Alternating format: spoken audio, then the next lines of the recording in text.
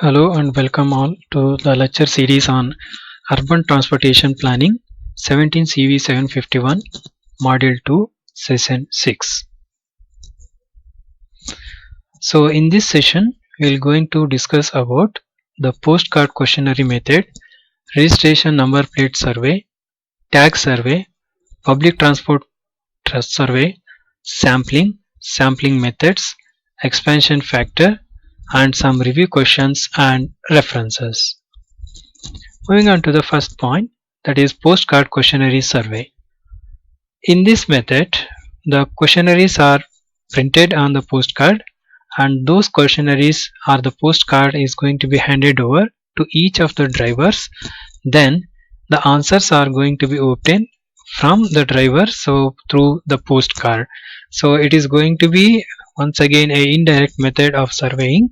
So it is going to be give a responses with respect to the questionnaires which has been already put or printed in the postcards and the reply obtained from the concerned drivers. So this method is going to be having the advantage is that it is going to be avoids the delay which is going to be caused by the drivers during the roadside interview or the direct method has been concerned. So but it is also going to be having some disadvantages that the response may not be a good. It means sometimes driver may not going to give the answers or will not going to get back our postcard in time. So this is going to be the disadvantage with respect to postcard questionnaires has been concerned. So for this reason it is not recommended for the developing countries. So the questionnaires are similar to that of the roadside interview technique has been concerned. The same questionnaires we have been printing on the postcard and we have been getting the data. So if you are planning very much correctly, so we can going to yield up to 50% or more for the survey has been concerned. Moving on to the next method. So this method is going to be called as registration number plate survey. So as the name itself indicates, so we in this survey we are going to be recording the registration numbers of a vehicle within our cordon line, which is going to be entered and leaving our screen line is going to be noted. So by matching the registration numbers of the vehicle at each of the entry and exit point, so we can identify the path traveled between the vehicle within our study area. So hence to do this survey we are going to be requiring at least what we say a 500 meter or a kilometer length. So in this one observer is going to be noting down the registration number plate which is entering our study area. Then another observer is going to be noting down the registration number plate of a vehicle. So both the observer is going to be having a what is called synchronized stopwatch. So both are going to be operating at the same time. So within the same interval of timing both the observer is going to be what we say instructed to note down the registration number which is entering and leaving the study area. So for this one what we say the registration method has been concerned. uh, the vehicles which are going to be matching the last two digit are going to be noted as a quick reference, but at the end so these numbers are going to be get tallied in the office. So the advantage of this method is going to be once again in the field it is going to be less hindrance to the traffic. Okay, so because we are not stopping any vehicle at all. So the large one again once again it requires disadvantage is that it requires large number of observer to note down the reading for the vehicle which is been entering our study area and leaving our study area. So this is the sample format for the what we say registration number plate survey has been concerned. So we are going to be entering the site. It means the site location or the changes at which the survey work is being carried out. So observation point, movement observed. It may be upward direction or downward direction. So then the sheet starting time. So where exactly our survey has been started at particular location, the timing has to be entered here. then the sheet number, weather, so it may be cloudy, sunny or rainy, so we can enter the weather here, then the name of the observer who is going to be recording, date, etc. So this is a sample. So registration number ending with all even number including zeros, it means, so if the vehicle number is going to be ending with 00, so those are going to be entered and it is being counted. So in this what we say the sheet, for every 5 minutes we need to enter, say for example if the survey is started at 8, so within that 8, so how many number of vehicles ending with double zeros, or if ending with what we say even number, any other thing, so we need to enter it at the interval of 5 minutes. So likewise this procedure is going to be continued till we are going to be getting sufficient amount of data with respect to the survey procedure has been concerned. So as I explained in the previous slide also, so the survey is going to be conducted with a 500 meter or a kilometer interval long stretch, then the vehicle which is going to be entering are going to be measured. So for this instant, if you are going to be taking only even number, or if you are going to be entering into sheet, or if you are taking odd number as a registration number plate, so for data entry, so it indicates we have been getting a 50% of data from the field has been concerned. So moving on to the next method, so it is called a tag survey. So in this method, the tags are special tags are going to be attached to the windscreen, so at a different location of our cordon line. So one observer is going to be placing our what we say tag. So this is what we say the tag is been collected, so with a different colors or the shape at what we say the exit point. So likewise, so we can say depending upon our color coding or shaping, so the vehicle which is been what we say uh, originated or destinated is going to be taken into account depending upon the what we say the tag which is been collecting at the stations. So here once again the vehicles has to be stopped and we need to put the color coding or the shapes of our tags into the windscreen, and it has to leave. It means that it is to be stopped, the vehicles are going to be stopped at a separate lane has to be made, and these tags are going to be collected once again at exit point. So if it is not possible to handle all the vehicles, so we can randomize what be the sampling sizes, so we can call second, third, fifth, or in the random fashion we can put color coding, or depending upon the type of a vehicle, so we can have different shapes or colors, so that both information, that is a type of a vehicle and what we say the origin and destination is going to be taken into account. So in the previous case, that is in a registration number plate, we are not going to get the complete information with respect to origin and destination, because only just by writing down the registration numbers will not going to give you the what we say the complete idea about the origin and destination. So in the tag survey, so we can have additional observers, so that is going to be, if you want, we can have a classified traffic count, or otherwise simultaneously similar to your classified what we say traffic volume count for every 15 minutes interval or 30-minute interval.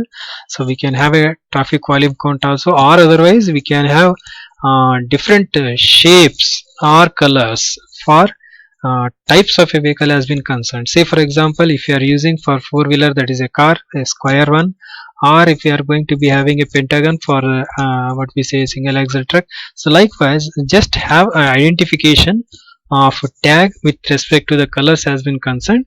So this will going to survive the purpose of what we say the surveying and getting the data from the field. So the analysis is very much simple, because we are directly getting the vehicular count and also the origin, because each zone is been already coded. So the data is going to be simple, but only thing is we need to take care about what we say the correct entry of what we say the data in our tabular column with respect to time interval. So the analysis is simple and errors are not very large. The method can also be extended to cover the vehicles that are entered in a parking lot also during the rest period of our study. So sometimes if the vehicles are getting parked, if it is not reaching our destination, so in the parking also we can get the adjacent to our, say if we are having any parking bay, the details are also been collected at the parking lots also. Moving on to the next method, it is called public transport survey. So as the name itself indicates, so it is been giving an idea about the usage of public transport within the study area. So in order to assess the number of bus passengers they have been passing with our what we say study area, so it may be internal to external or external to internal, that is by considering external card online. The survey can be either conducted by directive interview with a passenger or with postcard questionnaire, the same thing. So this method is also going to be having two methods, that is a direct, that is putting a question to the passenger and getting the relevant information, or otherwise what we say the same questionnaires are printed on the postcard and it is been given to the passengers and we are been getting the data in later stages. So the direct interview is likely to result a large delay and it requires large number of interviewers. So it means we need to stop the buses. So in a bus, say hardly, say if is going passengers are going to be in 30 numbers or 50 numbers, randomly we can pick passengers to collect the data. So it requires number of observers to be more and some amount of delay is also always going to be there while conducting the what we say public transport survey has been concerned. So if you are going to be using the what we say indirect method called postcard questionnaires, it will eliminate the delays throughout the network, but it likely to evoke poor response because if willingly the postcards are going to be getting back, so then only we are been getting the correct responses and the data. So or otherwise sometimes we are been getting the biased opinions, means randomly if they are going to put let's say yes or no questions, so if they are putting biased opinion, so the data is not going to be too much accurate as concerned to the direct method of surveying. Moving on to the next part, an external cardon rail survey can be carried out by interviewing the passenger on the train. So as this method is not only for the road network has been concerned, the same thing we can apply it for the rail network. So as it is also public transport has been concerned, so or otherwise the same thing if is going to be given at the station, the prepaid questionnaires to the postcard to the passenger after reading from what is called as the railways or the train. So these questions are once again the same thing of your roadside interview technique or postcard technique. Moving on to the next point, that is called sampling. So in a nutshell, we have been conducting different types of surveys starting from home interview technique, public transport, tagline survey, postal card survey, home interview technique. So we are been conduct our registration number plate survey. So we are been giving some numbers, say 1 in 20, 1 in 100 or 1 in 15. So these numbers are going to be called as the sampling. Sampling is nothing but is a process of selecting the unit from a selected population in a study area. So is it generalized thing we can have it, it's just taking a few uniform or homogeneous sample within a population, so which is in a question. Say for example, if I want to have analysis of a household, so household is now going to be a population, so randomly or homogeneously we are going to be picking up some number, say 1 in every 10 household, so that one is going to be our sampling rate or the sample with a 10 as going to be our population. So this sampling is playing a very what we say a vital role in all the type of surveys has been concerned, because whatever the data we required, whatever the accuracies we are being required, so all type of survey is totally depending upon the sampling. So the sampling is nothing but it is a data, how much data accurately you are been getting from a survey is going to be sampling, and the method what we are going to be adopting with respect to sampling technique has been concerned. The selection of proper sample is obviously prerequisite to a sample survey. It means uh, how much sample we require to finish off our planning, or how much data it is being required to fulfill to plan our existing condition, or also to predict the future number of trips or futuristic demand has been concerned. Hence it is a prerequisite to decide back the sampling rate before starting the data collection or any type of survey has been concerned. Moving to the next point, a sample is defined to be a collection unit for which is a some part of a larger population which is selected to represent whole population. So as I stated previously, it is just picking up some random samples or sometimes homogeneous samples. So depending upon what we say, uh, population has been concerned. So usually there are different methods of samplings are going to be there. So each of the sampling units are going to be taken from, might be from the individuals, so that is a person who is going to be interviewed individually, or otherwise. So if you are been getting the data in bulk, so it may be if you are concerned about the households or the companies, it means, so in a household, say as I stated earlier, 1 in 10 households, so that is keeping a ward or a layout or complete residential area. So we are been getting some sampling unit from each of the individual. So it may be number varied from 1 in 10 or 15 depending upon the population size has been concerned.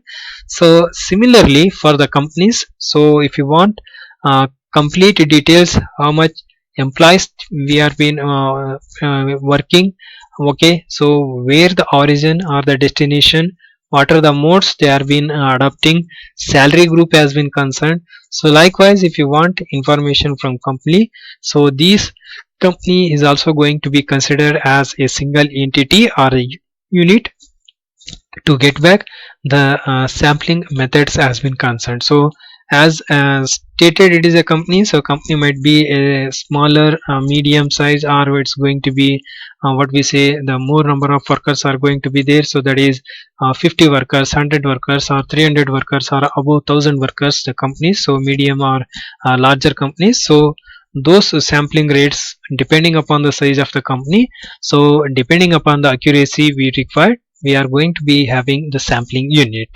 Moving on to the next point, for the sampling unit, it is a geographical region. It means whether the project we are been making out with respect to geographical region means for only a particular zone of study, it may be a local area, or if you are taken into a taluk level or a city level, or if you are been making a project for the entire state or a nation, it means depending upon what we say, the study area and concerned about the study area. So depending upon that particular area, the how much samples we are going to be what we say decided to give accurate result for any type of planning has been concerned. Moving on to the next one, it is called as the vehicles. So vehicles might be they may going to give you idea about the journey and ownership, trip making purposes, origin and destination, or the motive of a trip. So likewise the different categories of a vehicles, so different origin point, different destination point.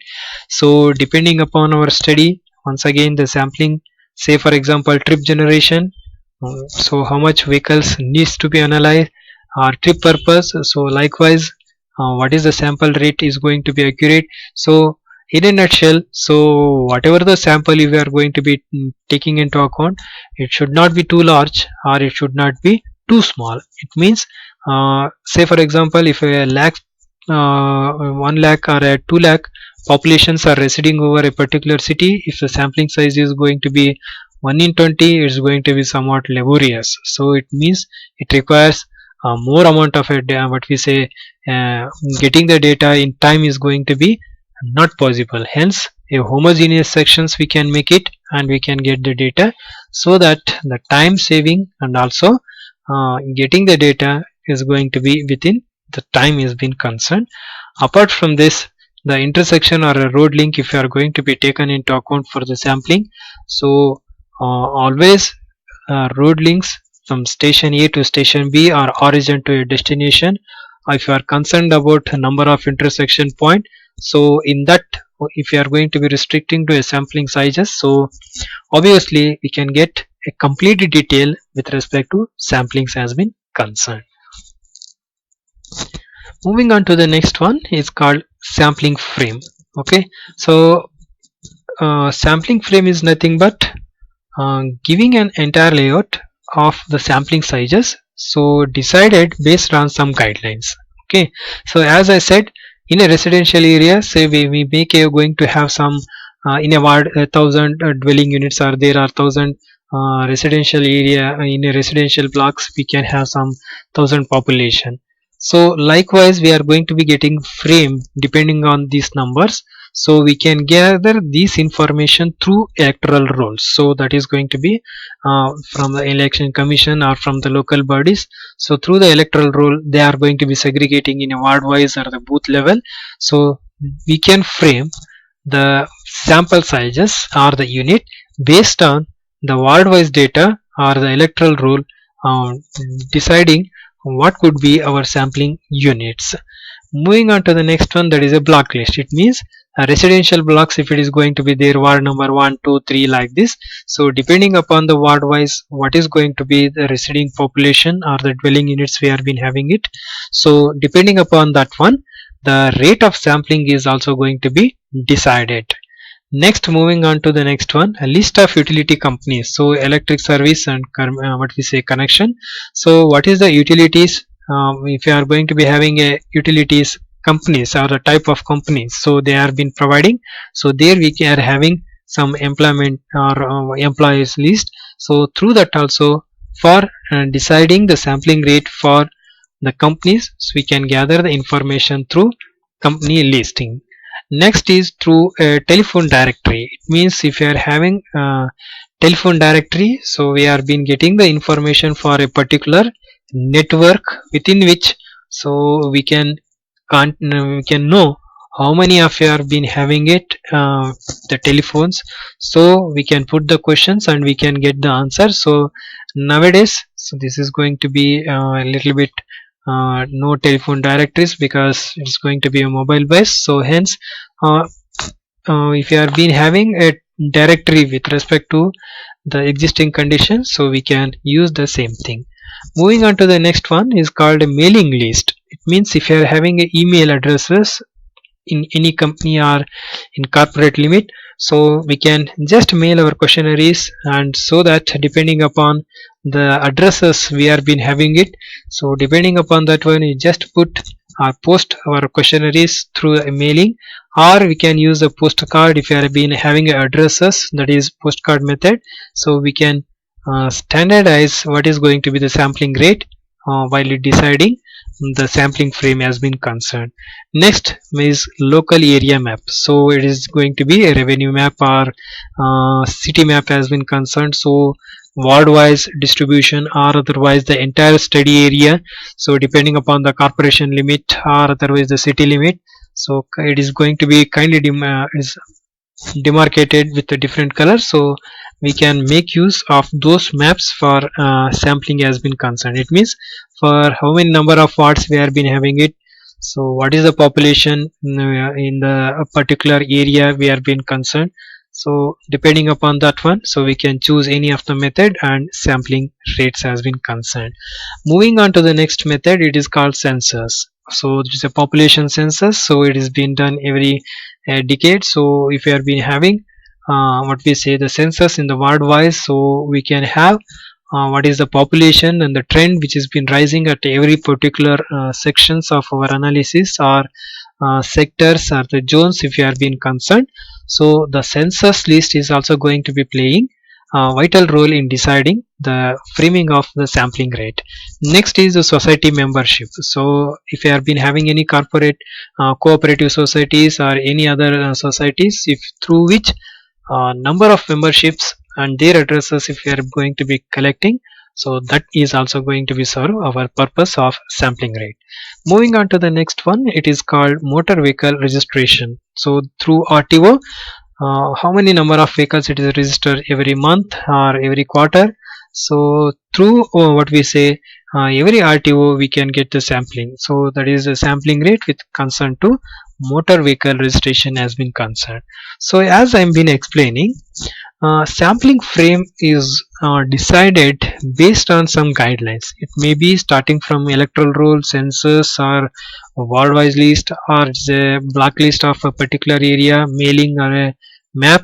So all these are going to give some rough idea to get back what could be our sampling rate. So hence, so apart from this, so we can use economic or socio-economic parameter of that particular area, or otherwise the details from the bank, or we can have from the school how many of school children's coming to a particular what we say school or colleges or residential schools has been concerned.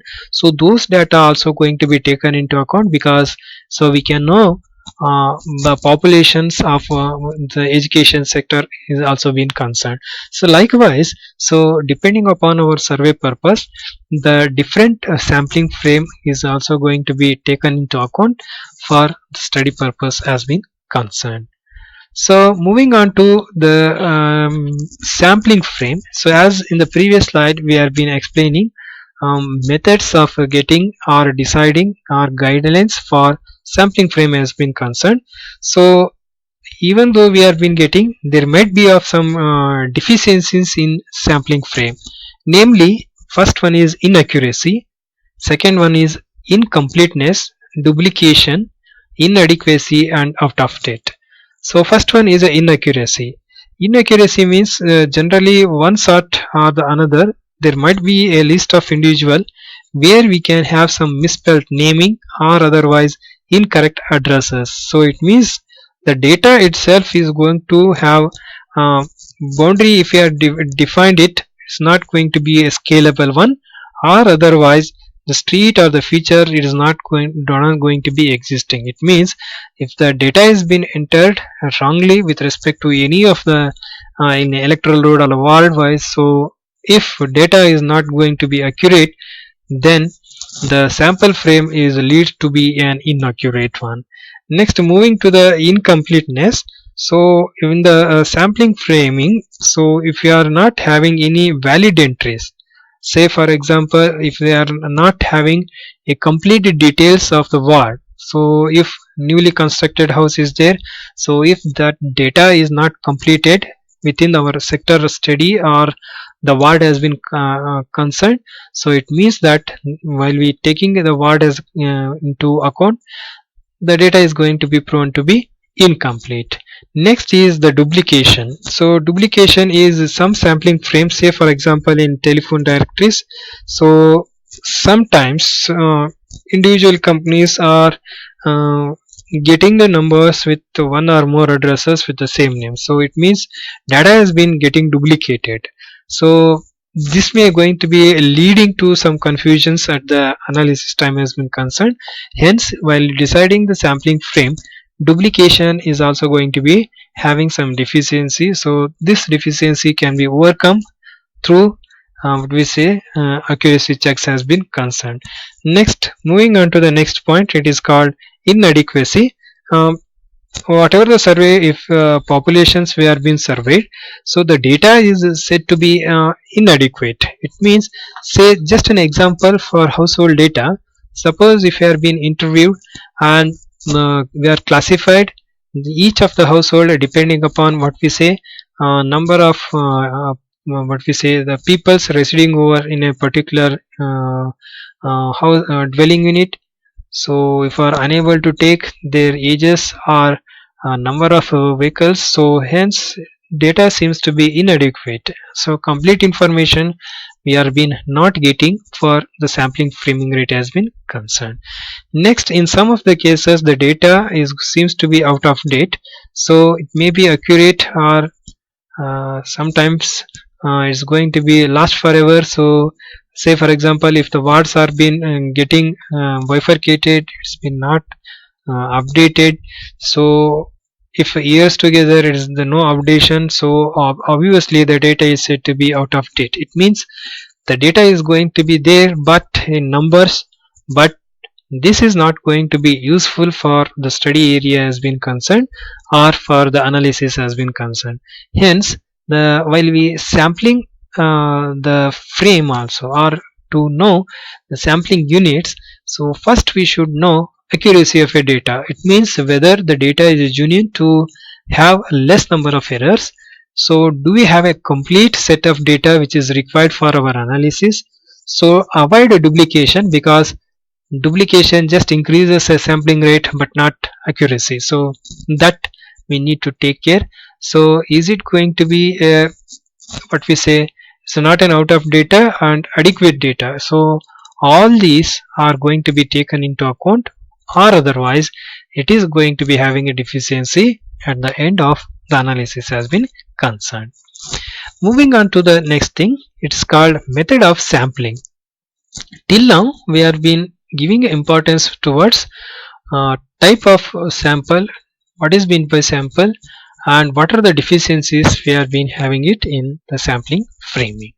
Moving on, we as I said in the previous sessions also, there will be of different types of survey is going to be carried out to have a different set of information or the data to be collected for a particular type of planning.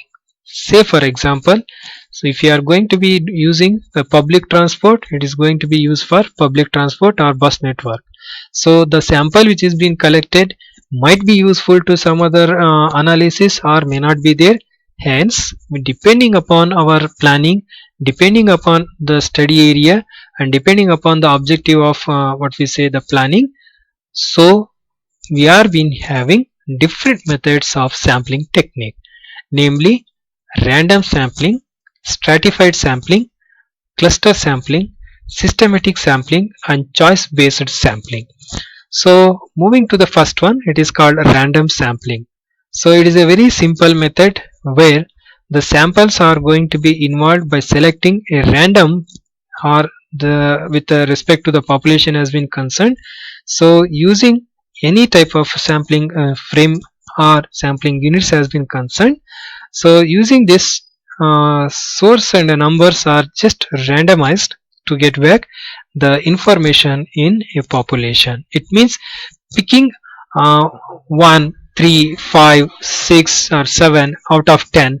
So from a population, so this is method is called as a random sampling. It means, so in the road interview technique or a roadside interview technique, stopping the first vehicle after getting the details, already second or a third vehicle it has been passed. So next, if we are going to be called for the fourth one, that is the fourth vehicle, it has been random. So it means we are just picking up some random sample in a total cell of a total set of a population. So this method is going to be called as a random sampling technique.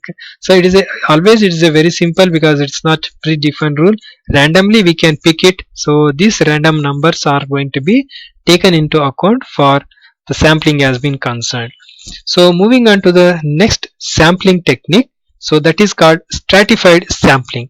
So in this method, based on prior information that are otherwise sampling rate, the population or households are divided into some homogeneous groups. It means depending upon the what we say method of techniquing, we are being predefined some groups. Say for example, if group number 1 is going to be a population in which we are been having 1 or 4 members in a family, or otherwise if we are going to be having a monthly income more than 20,000 per month, so those households we are been grouping into one section, means we are been stratifying it. Or otherwise, if a person or in a one home, if you are having a single ownership or 2 vehicles, So likewise, if you have been grouping and getting the sample, so those methods are going to become under stratified sampling. Moving on to the next method, it is a called cluster.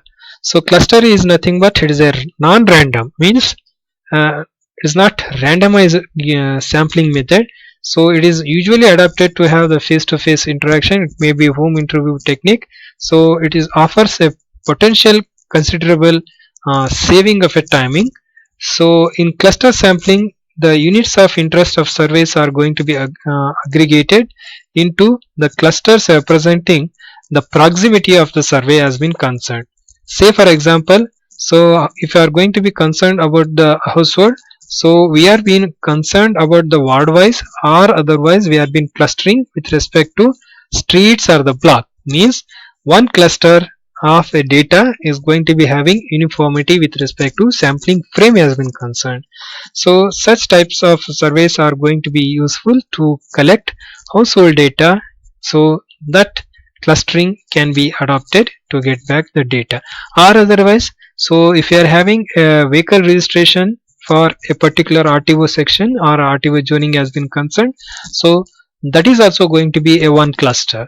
For if you want to have the rate of accident to be taken into account, so for a particular study area within the what we say, the RTO limitation also, so that is also going to be a one cluster. It means grouping with a homogeneity with respect to a point of observation is going to be a cluster, and taking the sample from that particular cluster is also a method of surveying or sampling.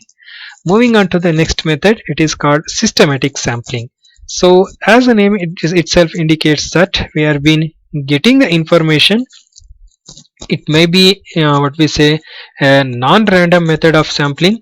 So particularly when we are going to be using a roadside interview technique, so by selecting the first unit, so then by making a systematic sampling, so for every third vehicle or every sixth vehicle, so likewise if you are having a systematic of getting stopping the vehicle and getting the data or the details by surveying method, so this sampling method is called systematic sampling. Moving on to the next one, so this is going to be choice based sampling. It means it is not fixed or it is been not a random one. So in this case we can have the choice relevant to our study has been taken into account. So this will going to give an idea about the choices what we are been making. Say for example, if you are concerned about the vehicle ownership, there is a choice. Just based on choice we can frame the number of sampling. So these are different methods of sampling has been concerned. Namely, I will quickly read out. First one is a random. In this random sampling, randomly picking the numbers of a sampling in a nutshell of a population or study has been concerned. Stratified, grouping the data or the total population according to our need. Cluster means a complete homogeneous section of particular interest. Systematic and also the choice based. So moving on to the next thing, it is called expansion factor. So far we have been studying the different types of surveying technique. So sampling frame, sampling unit.